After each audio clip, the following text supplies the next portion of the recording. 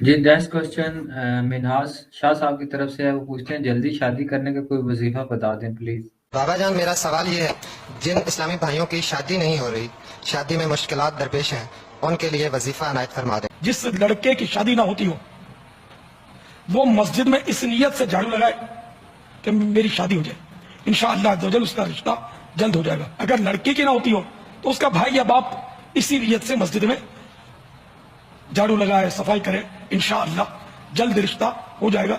جلدی شادی کرنے کا کوئی وظیفے سے تو نہیں ہوگا، پتہ نہیں ابا آپ کے حالات و واقعات کیسے ہیں۔ ظاہر ہے کہ وہ ہو سکتا ہے آپ کے حالات و واقعات اجازت نہ دیتے ہوں، اس لیے آپ کا رشتہ نہ ہو رہا ہو یا گھر والے نہ کرنا چاہ رہے ہو۔ بہرحال ہر کام کے لیے ایک ہی وظیفہ ہے، اللہم ربنا آتنا فی الدنیا حسنہ وفی الآخرۃ حسنۃ وقنا عذاب النار۔ یہ دعا سورۃ البقرہ کی آیت نمبر 201 میں آئی ہے اور بخاری مسلم دونوں میں ہے۔ انس بن مالک کہتے ہیں کہ نبی علیہ السلام اور کوئی دعا کریں یا نہ کریں، آپ کی اکثر دعا یہی ہوتی تھی، اے اللہ ہمیں دنیا میں بھلائیاں عطا فرما اور آخرت میں بھلائیاں عطا فرما، اور سب سے بڑی بھلائی آخرت کی، ہمیں جہنم کی آگ سے بچا لے، آمین۔ تو اس کے اندر دنیا کی ہر بھلائی اس میں آ گئی ہے، چاہے وہ اچھی بیوی ہے، صحیح مسلم میں حدیث ہے نا کہ دنیا برتنے کی جگہ سب سے بہترین سرمایہ جو دنیا کا وہ نیک بیوی ہے، تو دنیا حسنہ میں یہ بھی داخل ہے، اور اس کا وائس ورثہ بیوی کے لیے خاوند ہے۔ تو یہی ایک دعا ہے، باقی وظائف جو ہے میں نے 3 بتائے ہیں نا، مصیبت پریشانی ہر اعتبار سے، حسبنا اللہ و نعم الوکیل، اور یا حی یا قیوم برحمتک استغیث۔ الف سے پڑھیں گے تو وہ سنگولر کا سیگا، یہ بھی درست ہے، نون سے پڑھیں گے نستغیث تو وہ جمع کا سیگا ہے، اور تیسرا لا الہ الا انت سبحانک انی کنت من الظالمین۔ چلتے پھرتے یہ پڑھتے رہیں وظائف، وضو کے بغیر بھی پڑھ سکتے ہیں، اور اس کے ترجمے کی طرف توجہ ہو، درود شریف کے ساتھ دعا مانگے، اللہ تعالیٰ آسانی فرمائے گا۔ میرے آقا اعلیٰ حضرت امام اہل سنت مولانا شاہ امام احمد رضا خان ملفوظات اعلیٰ حضرت میں فرماتے ہیں، حضرت خواجہ غریب نواز رحمۃ اللہ علیہ کے مزار سے بہت کچھ فیوز و برکات حاصل ہوتے ہیں۔ مولانا برکات احمد صاحب مرحوم جو میرے پیر بھائی اور میرے والد ماجد رحمۃ اللہ علیہ کے شاگرد تھے، انہوں نے مجھ سے بیان کیا کہ میں نے اپنی آنکھوں سے دیکھا کہ ایک غیر مسلم جن کے سر سے پیر تک پھوڑے تھے، اللہ پاک ہی جانتا ہے کہ کس قدر تھے، ٹھیک دوپہر کو آتا اور درگاہ شریف کے سامنے گرم کنکر اور پتھروں پر لوٹتا۔ ہم ہمیشہ سوچتا تھا بھگوان ہمارے پرابلم کا یہ الٹا سیدھا سلوشن کائے دیتا ہے۔ اب وہ بولتا ہے کہ گلٹیاں مارتے ہوئے ہمارے گھر آؤ تو ہر کام کروں گا۔ اب بتاؤ ہم سب بھگوان کا بچہ ہے نا؟ اور کہتا خواجہ اگن لگی ہے، یعنی اے خواجہ غریب نواز جلن ہو رہی ہے۔ تو کونو نارمل باپ اپنا بچہ کو بولے گا کہ گلٹیاں مار تو ہر کام کروں گا؟ تو ہر پپا کبھی بولا تھا کہ بیٹیا نیا ڈریس چاہیے تو چل گلٹیاں مار، ہیں؟ تیسرے روز میں نے دیکھا کہ بالکل اچھا ہو گیا ہے۔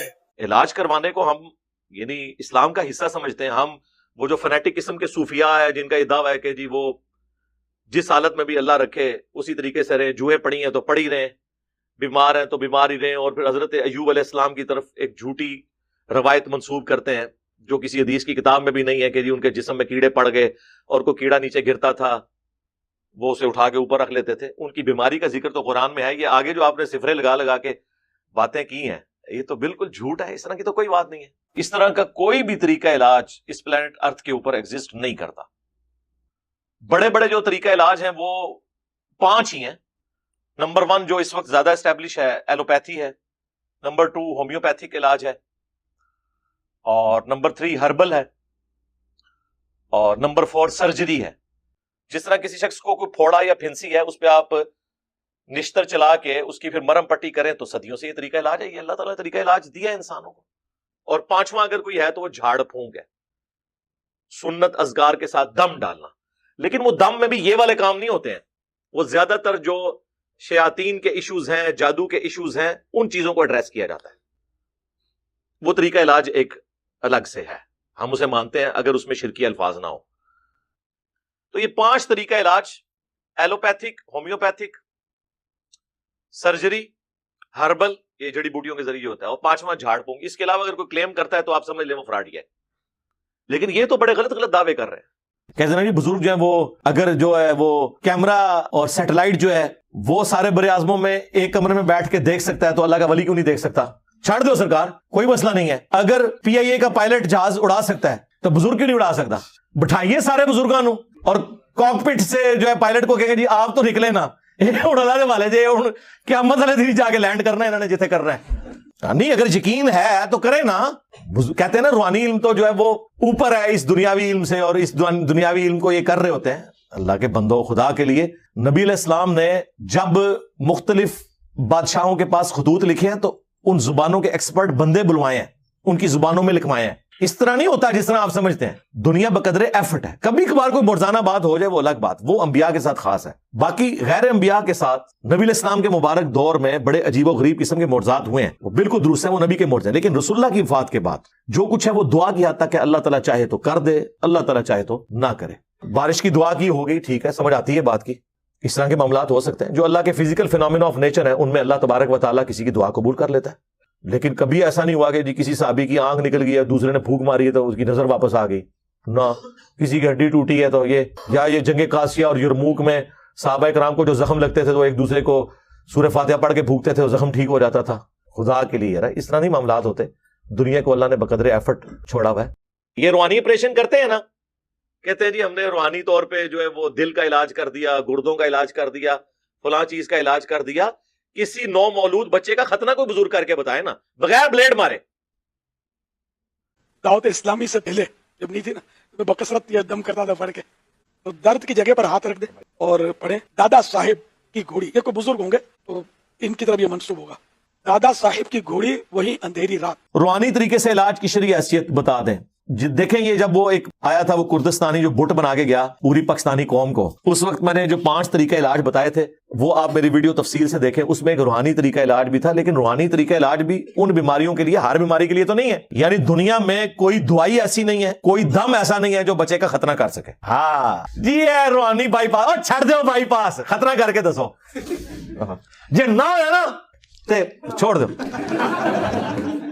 فلاں کا درد, فلاں کی جگہ نام لے, فلاں کا درد فلاں جگہ کا. مثلا زید کا درد سر کا جائے, سر پہ آپ دم کرنا چاہتے ہیں تو یوں کہیں دادا صاحب کی گھوڑی وہی اندھیری رات. زید کا درد سر کا جائے.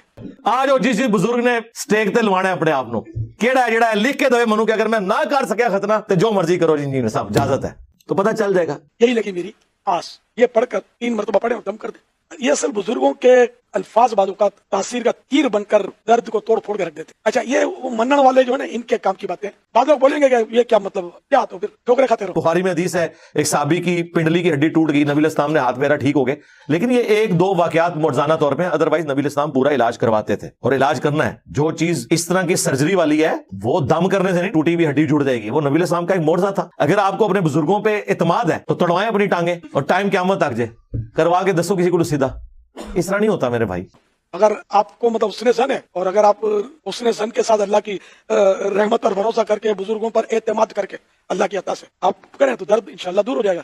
معجزات جب اللہ تعالیٰ کسی کے لیے چاہے ظاہر کر دیتا ہے, لیکن آپ نے معجزات اپنے بابوں کے لیے مانے ہوئے ہیں, تو پھر بہتر یہی ہے کہ پریکٹیکلی کر کے بتائیں. آپ جو آپ کلیم کر رہے ہیں وہ کر کے بتائیں. تجربہ ہے ہمارا, تو بارہا تجربہ ہے.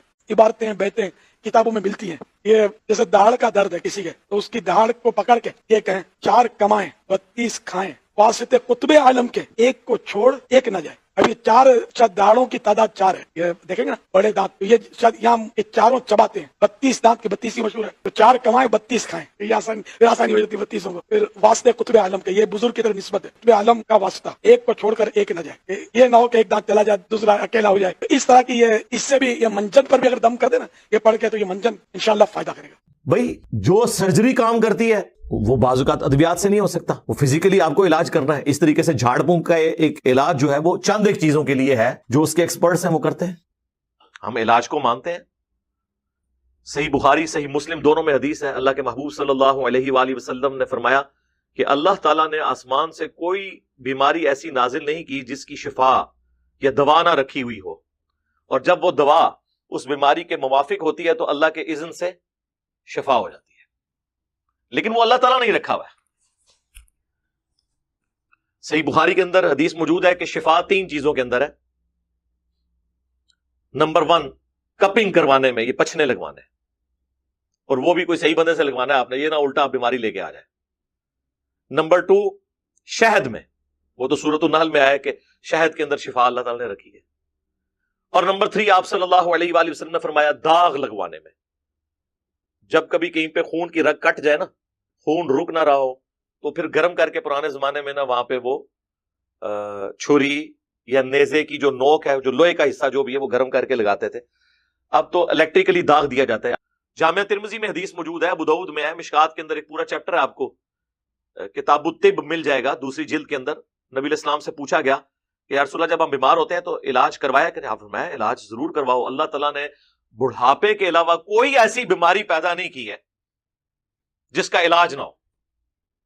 اس طریقے سے صحیح مسلم میں حدیث ہے، نبی صلی اللہ علیہ وآلہ وسلم سے یہ بچھو کے کاٹنے پہ جو دم ہے اس کے بارے میں پوچھا گیا تو آپ نے فرمایا کہ اگر اس میں شرکی الفاظ نہ ہو اور جو تم میں سے اپنے بھائی کو نفع پہنچا سکتا ہے وہ پہنچائے، اس کو دم کرے. دم کیا جاتا تھا. ایک اور حدیث ہے صحیح مسلم میں کہ اپنے زمانے جاہلیت کے دم مجھ پہ پیش کرو، اگر ان میں کوئی شرکی الفاظ نہ ہو تو تم اس طریقے سے انہیں کرتے رہو. بخاری اور مسلم دونوں میں کلونجی کے بارے میں ہے کہ موت کے علاوہ ہر مرض کی شفا اس کے اندر موجود ہے، لیکن ظاہر ہے وہ ایک طریقے سے ہوگا نا.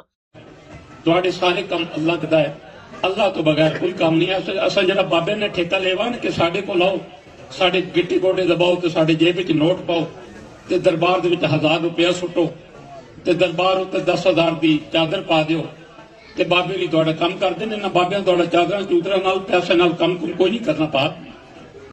کانوا لا یتناہون عن منکر، وہ منع نہیں کرتے تھے برائی کے کاموں سے، فعلوہ جو وہ کرتے تھے ایک دوسرے کو. ظاہر ہے کہ جو کام بندہ خود کر رہا ہے وہ کس منہ سے کسی دوسرے کو منع کر سکتا ہے. اب دیکھیں یہاں پہ یہ نہیں آیا کہ وہ نیکی کا حکم نہیں دیتے تھے.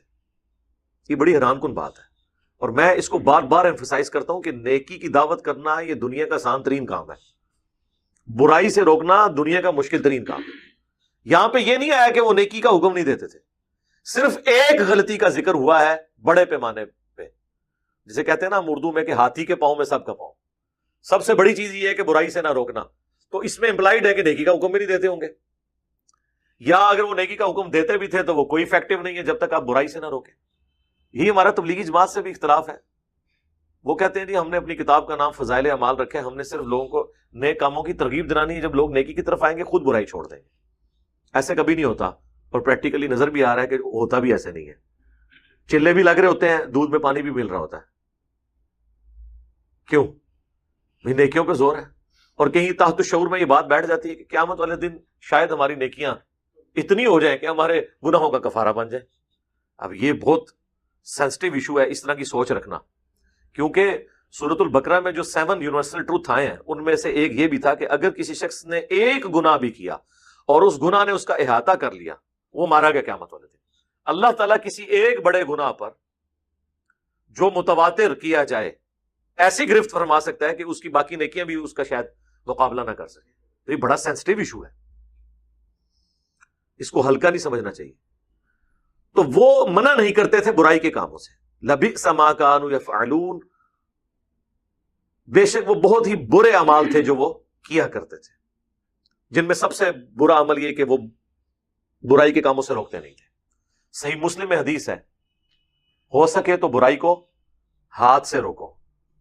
ظاہر ہے کہ ہاتھ سے روکنا حکومت وقت کا کام ہے، یا انسان اپنے گھر والوں کے ساتھ ایسا معاملہ کر سکتا ہے، بیوی بچوں کے ساتھ جن پہ وہ حاکم بنایا گیا ہے، مسئول ہے، اللہ کی بارگاہ میں اکاؤنٹیبل ہے. اگر ہاتھ سے برائی نہیں روک سکتے تو زبان سے نہیں تو کم از کم دل میں برا جانو. لیکن فرمایا ذالک اضعف الایمان، یہ سب سے کمزور درجہ ہے ایمان کا کہ کوئی شخص صرف برائی کو دل میں برا جانے. یعنی اللہ تعالیٰ کی اپنے بندے سے یہ چاہت ہے کہ زبان سے کم از کم برائی کو برائی کہا جائے، گونگا شیطان نہ کوئی بنے. ڈاکٹر صاحب فرماتے تھے نا گونگے شیطان نہ بنو. حقیقت بات ہے خود نیکی کا کام کرنا بہت آسان ہے، لیکن کسی کو برائی سے روکنا یہ دنیا کا مشکل ترین کام ہے. آپ کو یعنی زندگی آپ کے لیے جیرن بنا دیں گے لوگ اگر آپ کسی کو برائی سے روکیں گے. اچھائی کی دعوت کریں، سب لوگ خوش ہیں. آپ جائیں بڑے سے بڑے پولیٹیشین کو، بڑے سے بڑے کسی ڈان کو جا کے کہیں کہ 5 وقت نماز پڑھنی چاہیے، وہ بڑا خاموشی سے سنے گا. لیکن آپ اس کو اگر جا کے یہ کہیں کہ یہ حرام خوریاں چھوڑ دو جو تم گورنمنٹ کے فنڈ کے اندر خرد برد کرتے ہو اور ناحق لوگوں کا مال ہڑپ کر رہے ہو، قیامت والے دن تمہاری پکڑ ہوگی. جناب آپ دیکھیں اس کی چہرے کی تیوری، اور جب موقع ملے گا چھوڑے گا نہیں آپ کو، کیونکہ آپ نے اس کو برائی سے روکا. اور یہ اتنا مشکل کام ہے کہ पैगंबरों की मौजूदगी में भी, पैगंबरों के होते हुए भी उस जमाने के लोग जो अल्लाह के मानने वाले होते हैं वो भी इस बात को एक्सेप्ट करने के लिए बाजुका तैयार नहीं होते। हजरत ईसा इब्न मरियम बनी इसराइल से थे, अल्लाह ने उन्हें मसीहा बनाकर, मुंजी और हादी बनाकर बनी इसराइल के लिए भेजा। यहूदियों के पास प्रोफेसीज मौजूद थी कि हमारे अंदर एक मसाया आएगा, वो आगे चला गया, वो आज तक इंतजार में है। और जब दज्जाल आएगा ना, वो होगा मसीह दज्जाल, झूठा मसाया। क्योंकि हजरत ईसा भी मुर्दे जिंदा करते थे, वो भी मुर्दे को जिंदा करेगा, लेकिन वो झूठा मसाया ईसा इब्न मरियम सच्चे मसाया, वो उसको अपना मसाया मान लेंगे। तो ईसा इब्न मरियम जब बैतुल मक़दिस में जाके इनकी गलतियां इन पे हाईलाइट करते थे, तो बजाय ये कि उनकी बात को कबूल करते, उनके कुफर के फतवे इन्होंने जारी कर दिए। अल्लाह ताला ने गैबी तौर पे उनकी मदद की और उन्हें जिंदा आसमानों पर उठाया, अदरवाइज वो तो कत्ल कर देते। तो वो तो पैगंबरों के मानने वाले थे जो बैतुल मक़दिस में बैठे हुए थे, कोई बुत परस्त तो नहीं थे, हजरत मूसा के मानने वाले थे। लेकिन हजरत ईसा अलैहिस्सलाम ने उनकी दुम पे पांव रख लिया था। हराम खोरियों से, बुराइयों से, पैसे लेके झूठे फतवे देने से उन्होंने रोका। उन्होंने कहा जनाब कोई मीठी मीठी बातें करो, फज़ाइल माल पढ़ो, ये क्या कह रहे हो आप, ये तो हम नहीं सुनेंगे। तो मुझे बताएं, अगर हजरत ईसा इब्न मरियम से कोई शख्स हक बात सुनने के लिए तैयार नहीं है, तो मैं तो शाही कोई, वो कहते भाभे तो शाही कोई नहीं, तो मैं भी कहूँगा यार मैं तो शाही कोई नहीं, तुसी भी शाही कोई नहीं, आपसे किसने सुननी है बात, नहीं छोड़ेंगे। मायशा ही रवायत करती हैं, बुखारी और मुस्लिम के अल्फाज हैं कि हुजूर की बीमारी के दिन थे, मुस्लिम में अल्फाज हैं कि आपके आखिरी दिन चल रहे थे, और हुजूर की तीन बीवियां एक जगह जमा है, अम्मा आयशा, उम्मे सलमा, उम्मे हबीबा। तो उम्मे सलमा और उम्मे हबीबा आपस में गुफ्तगू कर रही हैं कि जब हम हबशा गए थे तो हमने वहां एक मारिया नाम का गिरजा देखा था जहां पे कुछ तस्वीरें लटकी हुई थी। हाय हाय हाय, हुजूर बीमारी के आलम में आपने जब ये गुफ्तगू सुनी है तो आप फौरन मुतवज्जे हुए। आप फरमाया उनकी यही तो खराबी थी, जब उनका कोई नेक बंदा या नबी फौत हो जाता था वो उसकी कब्र के ऊपर तस्वीरें लटका देते थे और फिर वहां पे सजदे शुरू कर देते थे। वो लोग क़यामत वाले दिन बदतरीन मखलूक बना के उठाएंगे जो अपनी नबियों की कब्रों पर सजदे करते थे और वहां पे उनकी तस्वीरें लटकाते थे। सर इस उम्मत को तो छोड़ दें, इन्होंने नबियों की तस्वीरें क्या लटकानी है, इन्होंने तो आप जाएं मार्केट में जाके बुजुर्गों की तस्वीरें खरीद लें और बकायदा नाम लिखें ये फलाना बुजुर्ग है, फलाना बुजुर्ग है। चलो उसमें कुछ जिंदा भी हैं, उनको तो हम कह सकते हैं ये वही हैं। 800 साल पुराने बुजुर्गों की तस्वीरें, वो कहते हैं जी वो ख्वाब में ज़ियारत हुई है, तो उससे उन्होंने फिर ना वो नक्शा उसका बनवा लिया। तो यार कितने ताबईन, तबा ताबईन और बाद के लोग हैं जिनको रसूलुल्लाह की ख्वाब में ज़ियारत हुई है, उन्होंने तो कोई अपनी यदाश्त से हुजूर की तस्वीर नहीं बनवाई। ये आप किस तरफ उम्मत को लेके जा रहे हैं? वलियाज़ु बिल्लाहि ताला। हमने अल्लाह को पुकारा, हम ख्वाजा की इबादत नहीं करते, हम ख्वाजा को वसीला पेश करते हैं, हम शिरक नहीं किया करते। अब कभी भी हम वसीला और तवस्सुल पे इस हवाले से बात करते हैं कि आप गैरुल्लाह को मदद के लिए डायरेक्ट ना पुकारें। अगर आप अल्लाह ताला की बारगाह में नबी सल्लल्लाहु अलैहि वसल्लम का वसीला पेश करते हैं तो हमने कभी भी आपके ऊपर फतवा नहीं लगाया इस मामले के अंदर।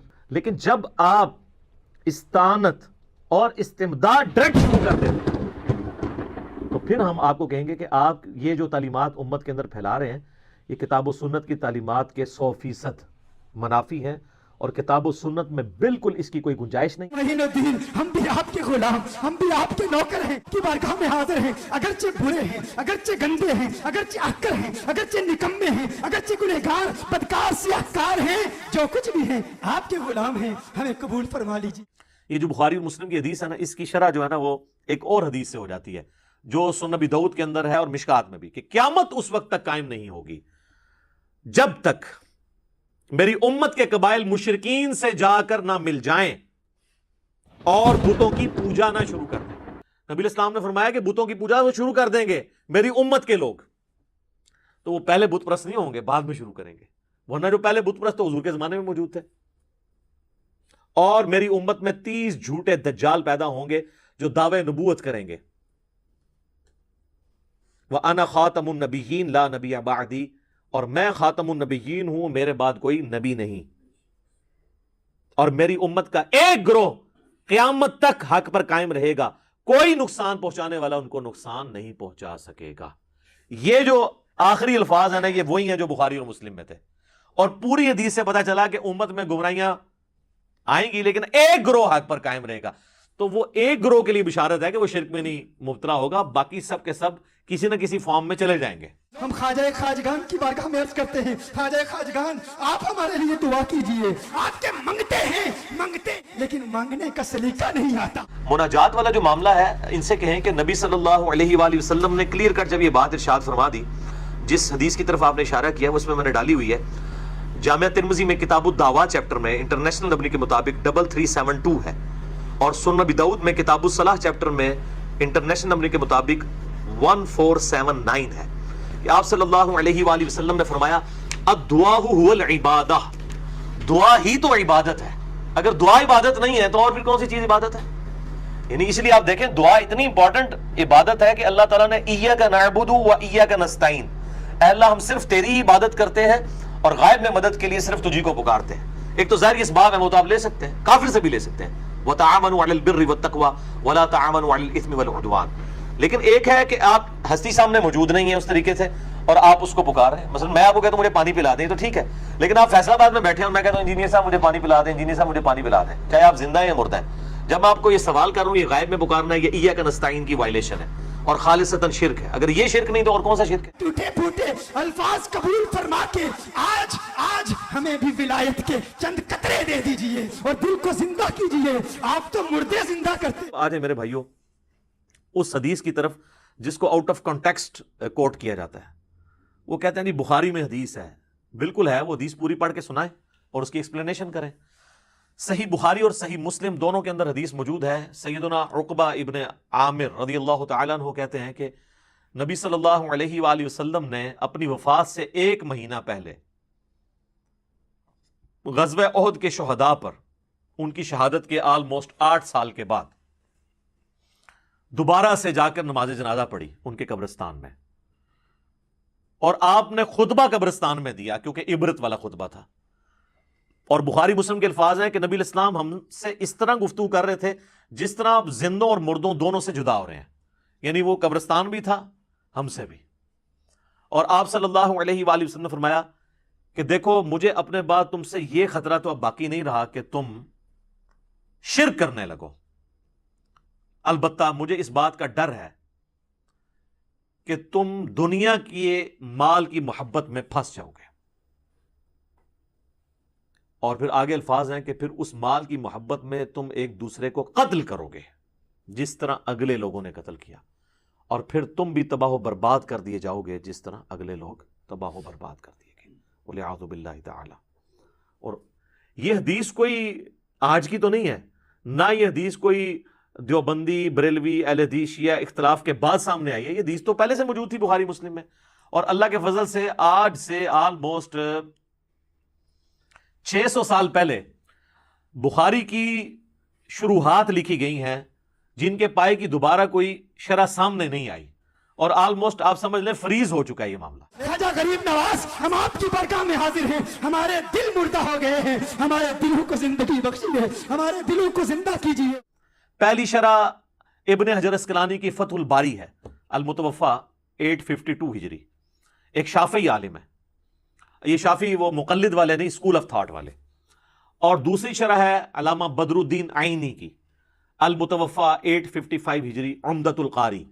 جناب آپ فتح الباری اٹھائیں، عمدۃ القاری اٹھائیں، دونوں نے اس حدیث کی شرح میں کہ مجھے تم سے یہ خطرہ نہیں کہ تم میرے بعد شرک میں مبتلا ہو جاؤ گے مگر خطرہ ہے کہ دنیا کے مال میں پھنس جاؤ گے، لکھا ہے، انہوں نے کہا کہ اس میں کوئی شک نہیں ہے کہ اوورآل امت شرک سے بچ کے رہی ہے، لیکن اس کے باوجود کئی گروہ ایسے ہیں جو کلمہ گو ہو کر بھی، مسلمان ہو کر بھی شرک میں مبتلا ہوئے ہیں، لہٰذا اس حدیث میں جو بشارت ہے وہ اس اعتبار سے ہے کہ پوری امت مشرک نہیں ہوگی، مجھے تم سے شرک کا خدشہ نہیں، یعنی مراد یہ کہ تم سارے مشرک نہیں ہو جاؤ گے میرے بعد،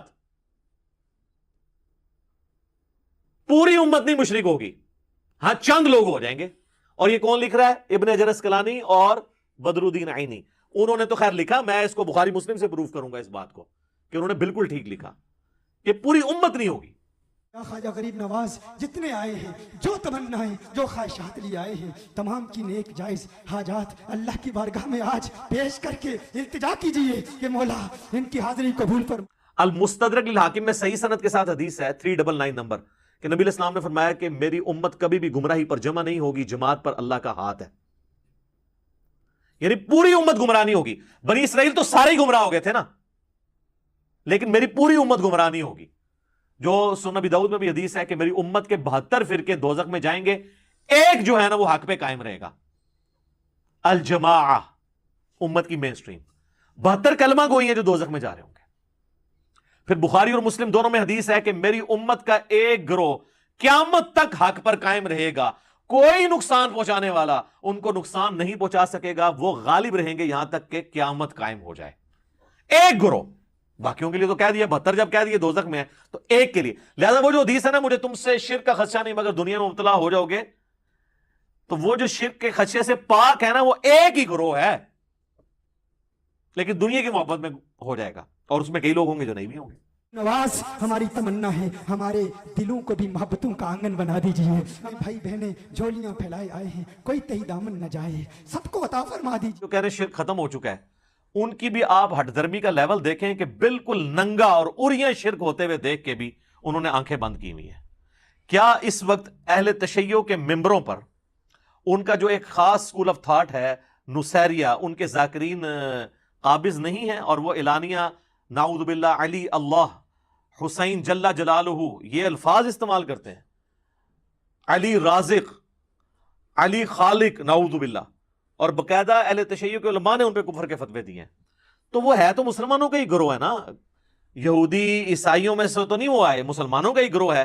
تو کلمہ گو بھی ہے, اللہ کے نبی علیہ السلام کو بھی آخری پیغمبر مان رہا ہے, اس کے باوجود سیدنا علی کے بارے میں بھی اس طرح کی بات کر کے, تو وہ کلمہ گو مشرک کیا وہ نہیں ہے؟ اہل تشیع خود مانتے ہیں کہ ہاں جی ہماری صفوں میں کلمہ گو مشرک موجود ہیں. سید جواد نقوی صاحب نے باقاعدہ کہا ہے کہ اعلانیہ شرک ہے, تو وہ کلمہ گو مشرک ہے نا, ان کو آپ کافر مشرک تو نہیں کہیں گے. کافر مشرک تو ہوں گے یہودی, عیسائی, ہندو, بدھسٹ, یہ تو کلمہ گو مشرک ہے نا. اور اہل سنت کے ہاں بھی صوفیاء کے اندر پہلے تو یہ طبقہ بہت بڑے لیول پہ تھا, ابھی بھی اس کی باقیات جو ہے وہ جاہل صوفیاء کے اندر موجود ہیں, حلولیہ, جن کا یہ عقیدہ ہے کہ اللہ تعالیٰ انسان کے اندر حلول کر جاتا ہے, نعوذ باللہ من ذالک. اور یہ اتنا ایک مانا ہوا عقیدہ ہے صوفیاء کے ہاں کہ تصوف پہ جو پہلی باقاعدہ کتاب لکھی گئی فارسی زبان کے اندر, عربی میں تو اس سے پہلے بھی کتابیں موجود تھی, فارسی زبان میں کشف المحجوب لکھی گئی. علی بن عثمان حجویری المتوفا 465 ہجری, انہوں نے تصوف کے 12 فرقے لکھے ہیں, اور اس میں انہوں نے لکھا کہ 10 جو ہیں یہ حق پر مبنی ہیں اپنے فروعی اختلافات کے باوجود, لیکن جو آخری 2 ہیں نا وہ گمراہی پر مبنی ہیں. اور ان میں سے انہوں نے ایک کہا حلولیہ, جن کا یہ عقیدہ ہے کہ اللہ انسان کے اندر حلول کر جاتا ہے, نعوذ باللہ. تو یہ حلولیہ کو تو خود صوفیاء اہل سنت کے گمراہ کہتے ہیں. تو یہ حلول کا عقیدہ کیا شرک کا عقیدہ نہیں ہے؟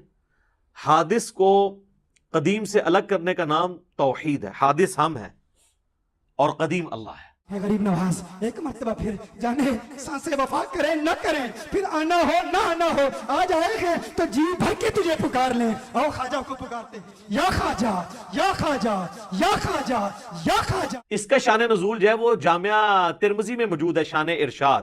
وہ حدیث مشکات کے اندر بھی موجود ہے کہ نبی صلی اللہ علیہ وآلہ وسلم غزوہ حنین کے موقع پر اپنے اصحاب کے ساتھ جا رہے تھے, راستے میں ایک درخت دیکھا جسے ذات انواد کہا جاتا تھا, اور مشرکین جنگ پہ جانے سے پہلے اپنا اسلحہ اس کے اوپر لٹکاتے تھے جنگ میں برکت کے لیے کہ ہمیں اس کی برکت سے فتح نصیب ہو جائے گی, جس کی باقیات آج تک ہیں. آپ بھی درباروں پہ جو درخت ہیں ان کے اوپر آپ مختلف کلرز کی ٹاکیاں اور وہ جو ہے وہ کپڑے کے ٹکڑے باندھتے ہیں. تو صحابہ نے کہا کہ یا رسول اللہ آپ بھی ہمارے لیے کوئی اس طرح کا ایک درخت مقرر کر دیں کہ ہم بھی وہاں پہ برکت کے لیے اسلحہ لٹکائیں. تو نبی علیہ السلام کو جلال آیا, فرمایا سبحان اللہ, اللہ پاک ہے, معذوف تھا عما یشرکون, ہر اس شرک سے جو اس کے ساتھ منسوب کیا جاتا ہے. پھر آپ نے فرمایا تو تم نے وہی بات کر دی جو موسیٰ علیہ السلام کے ماننے والوں نے کی تھی. پھر نبی علیہ السلام نے سورۃ الاعراف کی آیت نمبر 138 تلاوت کی کہ موسیٰ علیہ السلام کے اصحاب جب ان کے ساتھ ایک بت کے پاس سے گزر رہے تھے جس پہ لوگ دھیان کر کے بیٹھے تھے, انہوں نے کہا آپ بھی ہمارے لیے کوئی اللہ کا ایک بت مقرر کر دیں کہ ہم اس پہ دھیان کریں. تو نبی علیہ السلام فرمایا جو تم نے مجھ سے برکت کے لیے درخت کی ڈیمانڈ کی ہے نا, یہ جسٹ لائک اسی طریقے سے جیسے موسیٰ کے اصحاب نے اللہ کا بت مانگا تھا. اب کسی نے نہیں کہا یا رسول اللہ ہم کو یہ تو نہیں کہہ رہے ہم نے درخت کے آگے جھکنا ہے, ہم نے تو برکت لینی ہے. یہ کہتا ہے جب تک وہ 7 اذان نہ لگ جائے شرک نہیں ہوگا. وہ تو تواڈے نماز بھی نہیں لگتے پوری طریقے نال, تے تواڈی تے نماز بھی نہیں ہوندی. کہانیاں بنائی ہوئی ہیں. صحابہ کو نہیں پتا تھا کہ یا رسول اللہ ہم تو برکت کے لیے کہہ رہے ہیں, صرف اسلحہ ٹچ کرنا ہے, آپ ہمیں پکڑ کے بتوں کے اوپر ڈال رہے ہیں کہ یہ بت کھڑا کر رہے ہیں, ہم آپ کے تربیت یافتہ ہیں, ہم نے کہاں سے. پھر آپ نے وہاں پہ فرمایا کہ تم بھی اگلے لوگوں کے پیچھے چل پڑو گے. یہ وہی حدیث بخاری اور مسلم کی, اس کی شرح, شان نزول, شان ارشاد یہ ہے. یہ فیشن کے بارے میں نہیں, شرکی ایکٹیویٹیز کے بارے میں. اور واللہ وہ شرکی ایکٹیویٹیز جن کو آپ ماننے کے لیے تیار نہیں ہوں گے کہ شرکی ہیں. آپ کو یہ کہا جانا ہے کوئی درخت ہے اس کے ساتھ لوگ برکت کے لیے کوئی چیز ٹچ کرتے ہیں, آپ کہیں گے جی بدعت کہنا, جی اس کو شرک تو نہ کہیں. نبی علیہ السلام تو کہہ رہے ہیں یہ تو بت کے مترادف ہے. یہ آپ نے فرق دیکھا ہے. امام الموحدین صلی اللہ علیہ وآلہ وسلم کی تربیت آپ کوئی موقع نہیں جانے دیتے. آقا نے فرمایا انی واللہ ما اخاف علیکم ان تشرکوا بعدی ولکن اخاف علیکم ان تتنافسوا فیہا. ہے میرے امتیوں, مجھے اللہ کی قسم, مجھے میرے بعد تمہارے شرک میں مبتلا ہونے کا کوئی خوف نہیں. آقا کو تمہارے شرک میں مبتلا ہونے کا کوئی خوف نہیں. آقا اللہ کے نام کی قسم ارشاد فرما کے کہتے ہیں کہ جو کلمہ پڑھتا ہے, کلمہ توحید پڑھتا ہے, وہ شرک نہیں کرتا. جو خواجہ کی بارگاہ میں آتا ہے, عشق کے جام پیتا ہے, وہ توحیدی ہوتا ہے, وہ مشرک نہیں ہوتا. یہ امت توحید ہے, یہ امت خواجہ کی عبادت نہیں کرتی. خواجہ کا وسیلہ پیش کرتے ہوئے ہم خواجہ کو پکارتے ہیں, یا خواجہ, یا خواجہ, یا خواجہ. یہ تو حدیث جو ہے نا وہ تو حضور کی وفات سے 1 مہینہ پہلے کی ہے کہ مجھے تم سے شرک کا خدشہ نہیں, اور وہ میں نے بتایا آؤٹ آف کانٹیکسٹ یہ کوٹ کرتے ہیں. ہم آپ کو نبی علیہ السلام کی بیماری کے دنوں کی پھر حدیث بتا دیتے ہیں, 5 دن پہلے کی, 2 دن پہلے کی, 1 دن پہلے کی. وہ بخاری اور مسلم دونوں میں حدیث ہے. اما عائشہ کہتی ہیں کہ نبی صلی اللہ علیہ وآلہ وسلم کے وفات کے دن قریب تھے, اور آپ پر مرض کی جب شدت ہوتی تھی تو آپ اس تکلیف کی وجہ سے اپنے چہرہ مبارک سے چادر کو بار بار ہٹاتے تھے, اور پانی کا ایک برتن تھا اس سے ہاتھ گیلا کر کے تو وہ بخار کی گرمی کو ٹھنڈا کرتے تھے, اور ساتھ ساتھ کہتے جاتے تھے لعن اللہ الیہود والنصارى اتخذوا قبور انبیائہم مساجدا. اللہ کی لعنت ہو یہود و نصارہ پر, انہوں نے اپنے نبیوں کی قبروں کو سجدہ گاہ بنا لیا تھا.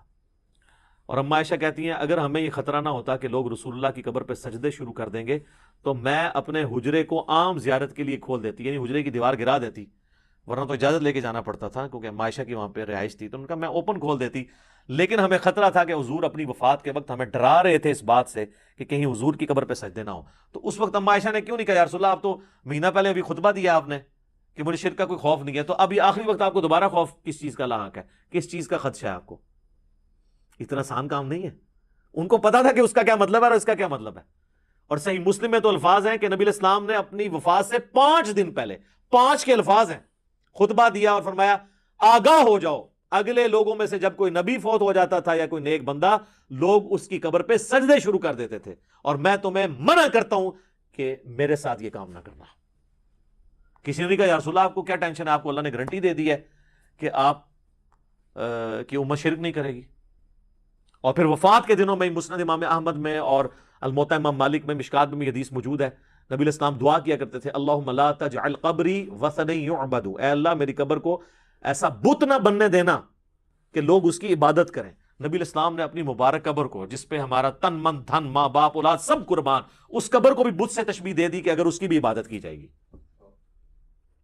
اور پھر آگے الفاظ ہیں اشتد غضب اللہ علی قوم اتخذوا قبور انبیائہم مساجدا. اللہ تعالیٰ کا شدید غضب نازل ہوتا ہے یا ہو ایسی قوم پر جو اپنے نبیوں کی قبروں کو سجدہ گاہ بناتی ہے.